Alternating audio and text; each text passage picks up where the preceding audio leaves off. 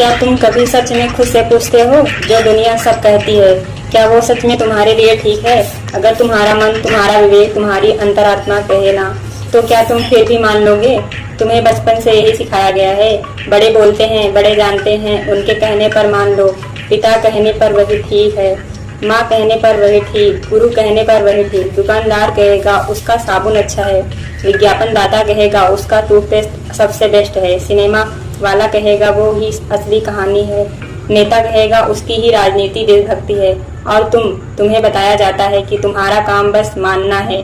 विद्रोह करोगे तो गलत, सवाल करोगे तो बदतमीज। ऐसी चेष्टा ने हर आदमी की आत्मा को बंदी बना दिया है, और सबसे बड़ा दुख, जिनको हमने अपने मार्गदर्शक मान रखा है, वही हमें सिखा ही नहीं रहे हैं कि कैसे खुद सीखना है। सोचो, क्या हम वाकई आजाद हैं, या हमने अपनी गुलामी स्वीकार कर ली है और उसे स्वतंत्रता समझ लिया है? हमने कितनी बार अपने फैसले सच में खुद के लिए, और कितनी बार किसी दबाव, किसी रोल मॉडल, किसी परंपरा के कारण। जब तुम्हारे फैसले बाहर से आए, विचारों की नकल बन जाएं, तो वे तुम्हारे नहीं रह जाते, फिर वे तुम्हें जीना नहीं देते, फिर सिर्फ जीने का रूप बना देते हैं। धर्म का नाम लो। इस धरती पर जितना खून, जितना हिंसा, जितनी विभाजनकारी हरकतें धर्म के नाम पर हुई हैं, उतनी शायद किसी और कारण के लिए नहीं हुई। वो जो कहते हैं कि धर्म जोड़ता है, असल में कई बार उन्हीं नामों ने लोगों को तोड़, घर जलाए, आत्माएं छीन ली। क्या यही धर्म है? मेरे हिसाब से धर्म कोई बाहरी सियासी या सामाजिक ढांचा नहीं हो सकता। सही धर्म तो वही है जो भीतर की अनुभूति है। जब तुम शांत होते हो, भीतर उतरते हो, तभी तुम्हें जो अनुभव होता है वही धर्म है। और जो धर्म खुद की रक्षा मांगता है, वह धर्म नहीं, सत्ता की आड़ है। और जो सेलुलरिज्म के नाम पर बड़ी बड़ी बातें करते हैं, सवाल तो ठंडा होता है, पर सरकारी फॉर्म पर लिखा हो कि आपका धर्म क्या है? आदमी होना ही क्यों पर्याप्त नहीं? क्या किसी रिकॉर्ड के कागज पर हमारी पहचान बांटी जानी चाहिए? अगर सच में धर्मनिरपेक्षता चाहिए तो इंसान को इंसान समझना होगा और कोई टैग नहीं होना चाहिए। पर आज भी समाज की बनावट में धर्म एक दीवार की तरह है, इंसान और इंसान के बीच। शिक्षा, हमारी शिक्षा प्रणाली तुम्हें सोचने की ट्रेनिंग नहीं देगी, सिर्फ याद रखने की। निर्जाइड ने सही कहा था, जो ज़्यादा धार्मिक होते हैं उन्हें मूर्ख बना पाना आसान होता है, और एक शिक्षा जो सिर्फ मेमोरी के लिए तैयार करती है, वह बुद्धि नहीं, केवल कंप्यूटर बनाती है। तुम याद कर लो, पर क्या तुम समझ रहे हो? क्या तुम सवाल कर रहे हो? क्या तुम असल में खोज रहे हो? अगर नहीं, तो यह शिक्षा तुम्हें रोबोट बना देगी, इंसान नहीं। प्रार्थना और आस्था ये अक्सर मांग पर टिकी हुई हैं।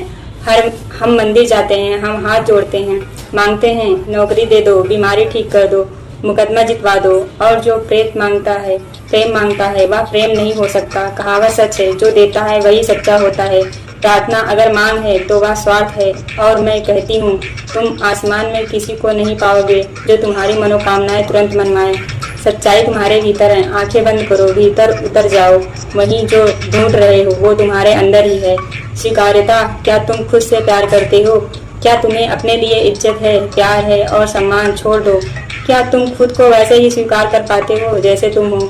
ज़्यादातर लोग खुद को ही नापसंद करते हैं, हमेशा कोई और बनने की कोशिश में लगे रहते हैं। तब तक तुम दूसरों की परछाइयों में जियोगे, अपनी पहचान खो दोगे। खुद के साथ ईमानदार होना ही आज़ादी की पहली शर्त है।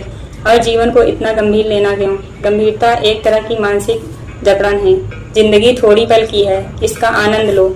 या एक नाच होना चाहिए, एक गीत होना चाहिए, एक प्यार की कहानी होना चाहिए। लोग बोझ ढोते हुए मर रहे हैं, लेकिन एक आज़ाद इंसान चाहे एक दिन ही जी ले, वह पूर्ण होता है। थोड़ी हंसी, थोड़ा नाच, क्या इनमें कोई बुराई है?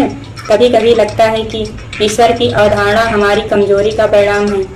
हमने अपनी असफलताओं को किसी बाहर अज्ञात ताकत पर छोड़ दिया, पर असलियत यह है कि कोई ऊपर नहीं है, कोई काल्पनिक रक्षक नहीं है, अस्तित्व खुद पर्याप्त है।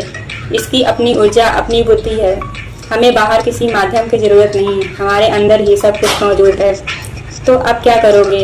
क्या फिर वही सब चलना है जो लोग कहते आए हैं, या एक बार खड़े होकर अपने भीतर सुनोगे? गलतियां होंगी, हाँ होंगी, पर वही तुम्हारे सबसे बड़ी शिक्षक बनेंगी। गुलामी छोड़ो, विचारों, मान्यताओं, परंपराओं की। उठो और अपनी दिशा चुनो, अपने जीवन की, अपने धुन की, जहाँ तुम्हारा दिल गा सके, जहाँ तुम नाच सको, जहाँ तुम्हारी आत्मा खुलकर सांस ले सके। यह राह आसान नहीं होगी, पर असंभव भी नहीं। आज़ादी के लिए साहस चाहिए, और अगर तुम साहस जुटाते हो तो तुम्हारा एक दिन भी जीना पूरी तरह जिया हुआ होगा। आज से ही छोटे कदम उठाओ, एक सवाल पूछो, एक मान्यताओं को चुनो, एक डर को उलट कर देखो, और याद रखो, असली जीना वही है जिसमें तुम्हारी आवाज़ सबसे पहले सुनाई दे। अगर तुम्हें यह लगा ठीक है, मैं खुद जानना चाहती हूँ, तो कमेंट में लिखो तुम किस एक चीज़ को आज बदलोगे। मैं हर कमेंट पर जवाब दूंगी। लाइक करिए, शेयर करिए, कमेंट करिए स्नेहा के साथ।